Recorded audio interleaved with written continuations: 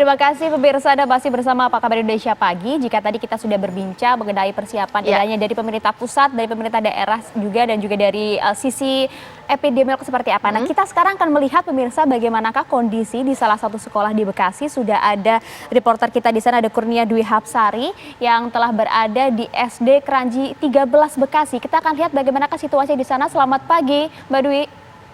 Ya, selamat pagi Maria. Iya Mbak, bagaimana Mbak untuk saat ini jika pantauan Anda di SD Kranji 13 kondisinya seperti apa? Apakah sudah ada persiapan menuju ke belajar tatap muka? Iya, selamat pagi Maria, Vita dan juga pemirsa. Untuk di Kranji 13 tempat saya mengabarkan saat ini masih belajar daring atau pembelajaran jarak jauh. Di mana setiap hari guru-guru tetap datang ke sekolah untuk absensi dan kemudian memberikan materi pelajaran kepada siswa biasanya dengan menggunakan WhatsApp group.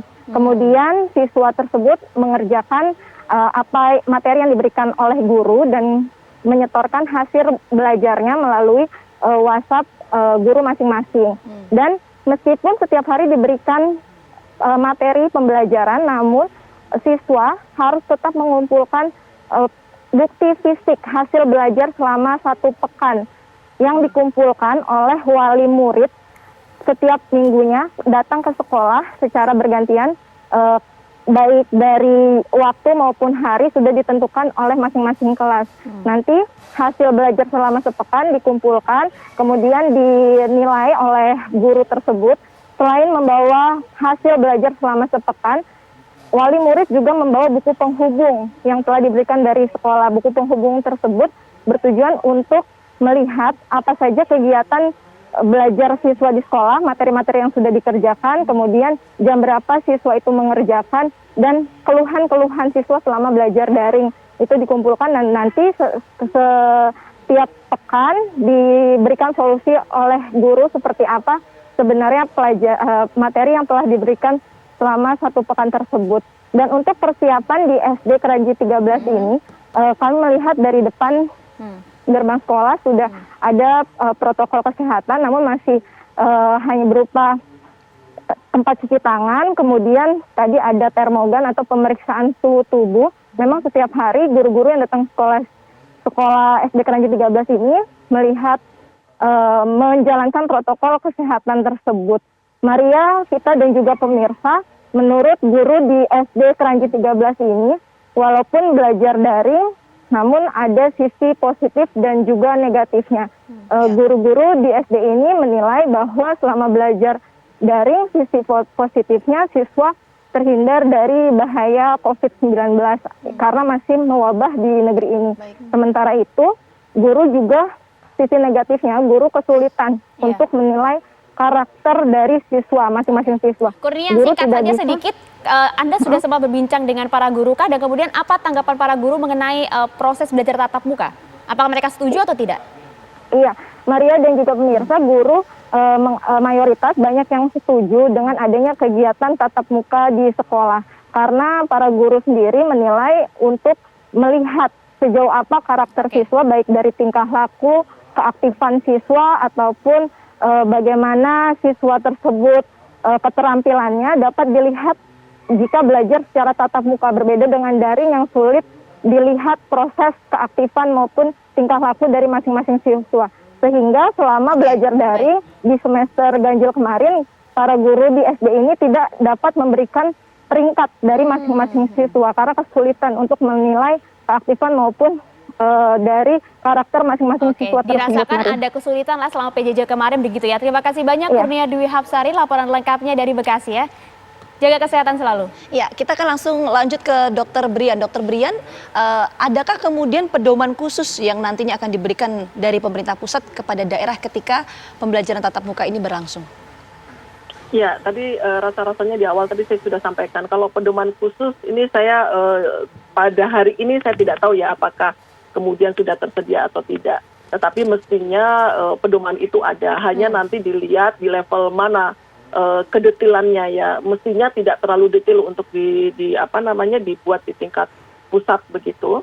Karena kembali lagi kita harus melihat kewenangan daerah dan kewenangan pusat dan kewenangan daerah. Memang NSPK itu ada kewenangannya ada di pusat, tetapi pelaksanaan itu ada di daerah. Tadi Pak Windu juga sudah mempertegas terkait dengan hal itu. Begitu Mbak Vita. Oke, kita ke Bang Pepen dulu. Bang Pepen, jadi bagaimana Bang? Tadi sudah dipantau lah ya dari data tersebut oleh Pak Windu, dan saat ini untuk persiapan dari setiap sekolah ini nanti proses pengawasannya juga seperti apa? Berarti sudah nanti keputusan dari pemerintah daerah apakah sudah siap akan membuka di Januari? Gini ya Mbak Maria, Mbak Vita, Pak Windu ya mohon maaf, memang reproduksi kita masih tinggi, artinya satu bisa menyebar kepada lebih daripada satu orang. Tetapi jangan lupa indikator itu ya akan sangat berbahaya jika virus itu seperti bulan Maret. Nah, kami sudah lolos itu dari sejak bulan Mei. Kami sampai dengan akhir September itu terjadi angka 0 kematian. Nah, pada saat di daerah-daerah kami ini ya transmisinya terjadi tinggi, maka kami tinggi lagi.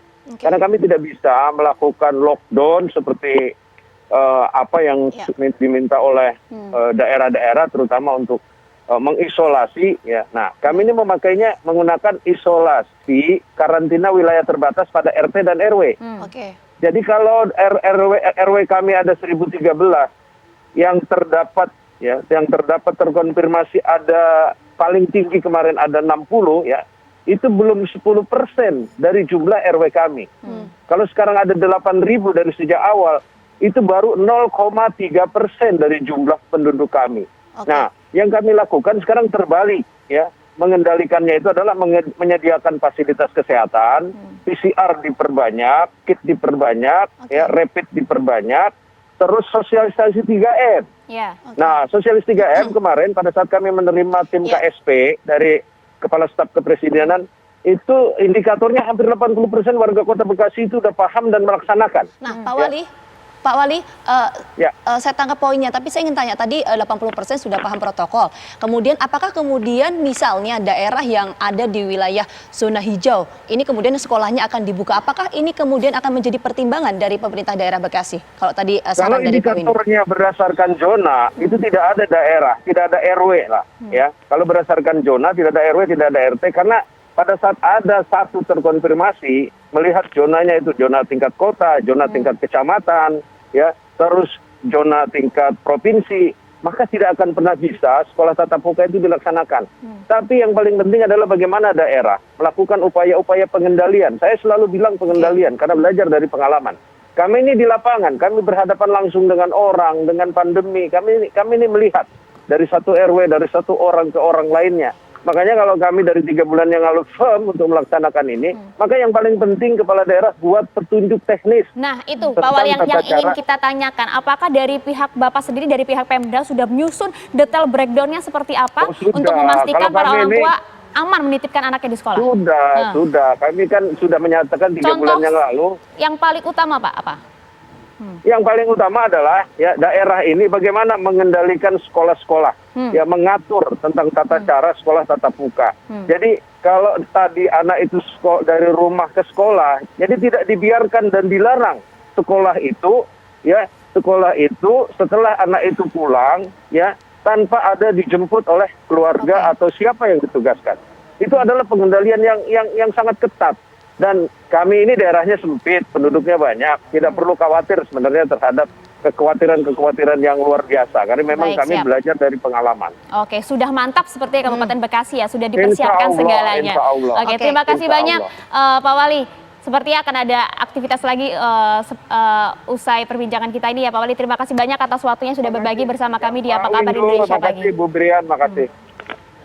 Ya. Salam Kak Pepen. Kita langsung lanjut ke Pak Windu. Pak Windu, tadi menarik pernyataan dari Pak Windu ya, mengatakan bahwa iya oke, kalau misalnya mau membuka sekolah di zona hijau saja. Nah ini apa langkah-langkah yang harus dilakukan oleh pemerintah daerah untuk kemudian bisa mengantisipasi misalnya seperti ini Pak Windu, oke di wilayah tersebut zona hijau ya, tapi bagaimana pergerakan warga misalnya dari zona merah ke zona hijau?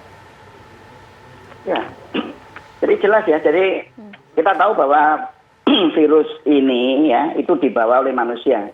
Ya. Jadi selama masih ada mobilitas penduduk yang cukup masif ya dari lintas daerah ya, jadi dari daerah merah ke kuning ya, hijau ke oranye atau bahkan ke merah, itu akan berisiko untuk memunculkan penularan-penularan baru.